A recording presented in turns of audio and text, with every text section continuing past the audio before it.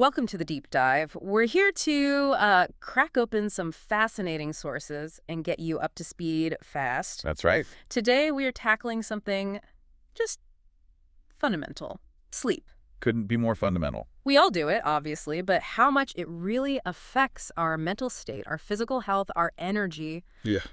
maybe we don't always appreciate it. No, it's huge. And yet, the system for actually caring for sleep health, Yeah. well, Dr. Sahil Chopra from Empower Sleep puts it pretty bluntly. He trained at Harvard Med, UCLA, Loma Linda. Quite the background. What does he say? He says sleep care today is, and I quote, complex, expensive, and broken. Wow. Yeah. Broken. Yeah, that probably resonates with a lot of people. Unfortunately, yes. It's a tough system to navigate sometimes. Okay, so that's our mission for this deep dive, Zen. Let's unpack how maybe a new way of doing things is trying to fix that broken system. Exactly. We'll look at how it works, what makes it different, and, what kind of results people are actually seeing. Let's get into it. Let's do it. All right, first big change seems to be around diagnosis. Getting away from just that one single night in a sleep lab, right? Yeah, the traditional one-night sleep test. Yeah. That's the starting point they're rethinking. So based on the sources, what does this new way look like? What insight do you get from, say, continuous data that you just can't get from one night? That's really the core of it. A single night test, it can give you a diagnosis, sure, like, yes, you have sleep apnea, but it's just a snapshot. Right, one moment in time. Exactly. Continuous tracking, on the other hand, lets you see trends, patterns. Maybe your apnea is worse on weekends, or after you eat certain things, or when work stress is high, things you wouldn't even connect. Okay, so it's not just if you have it, but how and when it happens. Precisely. It moves beyond just the diagnosis to understanding the context, the individual's actual sleep life. That lets providers tailor things much more effectively, instead of just guessing based on one night. That makes sense. The trend tells a bigger story. A much bigger story. Okay, so you've got this richer data, but then there's the hurdle of actually seeing an expert, which can be tough. Yeah, access is a huge issue traditionally. But this approach, it brings the doctor to you, virtually. That's a major convenience factor. You can consult a sleep specialist, get diagnosed, and even start treatment, all from home. How does that consultation actually work online? Well, first off, they work with qualifying insurance plans, which is important for accessibility. Okay, good. Then you have these virtual visits. You, the provider, you review all that sleep data together, discuss the diagnosis. And the treatment options. Yes, and crucially, they emphasize it's a variety of options. The sources specifically say it's not just CPAP. CPAP. The machine most people think of. Right. Continuous positive airway pressure.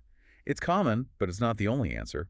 Discussing alternatives leads to a truly personalized care plan. And there's ongoing monitoring, too. You mentioned not just CPAP. Why is having more options such a game changer? Because CPAP is what everyone knows. It's a game changer because, frankly, CPAP doesn't work well for everyone. Or some people just can't tolerate it. Right. Mask issues, noise. All sorts of things. Yeah. So if that's the only tool offered, people might just give up. Having alternatives like oral appliances or positional therapy, maybe even specific exercises or lifestyle tweaks. Lifestyle tweaks, like diet. Could be diet, stress management, exercise timing.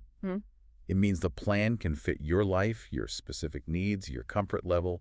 That makes you much more likely to stick with it. Okay, higher adherence, better results long-term. Makes sense. Exactly. Which brings us nicely to this idea of personalized care. We hear personalized thrown around a lot in healthcare. How does this system make it, real, not just a buzzword? Yeah. Especially when, cookie cutter care is still pretty common. Yeah, it's easy to say personalized. Yeah. But here, the founding idea seems to be everyone's sleep is different, so cookie cutter care just doesn't work. Simple enough premise. Right. So to make it real, they build the plan not just on your sleep data, but also digging into your full health history. So connecting the dots with other conditions. Absolutely. And the 1.1 support they talk about means really tailoring it. If stress tanks your sleep, maybe stress management is key. If you have another chronic condition, they factor that in. It's not just, here's your CPAP pressure, see you in 6 months. It's more holistic. Much more. It's looking at you, the whole person, not just the sleep numbers. So for you, the listener, it means the plan isn't generic. It's built around your specific situation, your health, your life. That's the goal. That kind of attention can make a huge difference. Sleep is complex. No kidding. And it sounds like this approach is actually working for people. The sources mention over 4,000 patients and doctors seeing real results. Yeah, the numbers are significant. What are people saying? What kind of outcomes? The general feedback is sleeping longer, feeling healthier, more energized, which is, what you'd hope for. Definitely. Any specific examples that stand out from the testimonials? There are quite a few good ones. Bennett L's experience really highlights that personalization. His provider, Narina Saga, she didn't just look at the data. She knew about specific issues he was having, like mask abrasions, even hair thinning from the straps. Wow, that's specific. Yeah, and she offered multiple solutions, different masks, custom covers, adjusting air pressure. That's not generic advice, that's problem solving for his specific issues. That really shows they're listening and adapting. That's impressive. Totally. And then you have Nancy G saying her doctor, Dr. Gunn, made the experience FUN. Fun. Medical treatment being fun. You don't hear that often. Right. What does that tell you? It suggests the providers are building real rapport, making people feel supported, maybe even empowered. Yeah, less like a patient being told what to do, more like a partner in their own health. Exactly. That positive feeling, that trust. It makes people want to stick with the plan. It changes the whole dynamic from a chore to something, well, maybe even enjoyable. That makes a huge difference for long-term success. And you mentioned this is available pretty widely. Yeah, the sources say 45 plus U.S. states.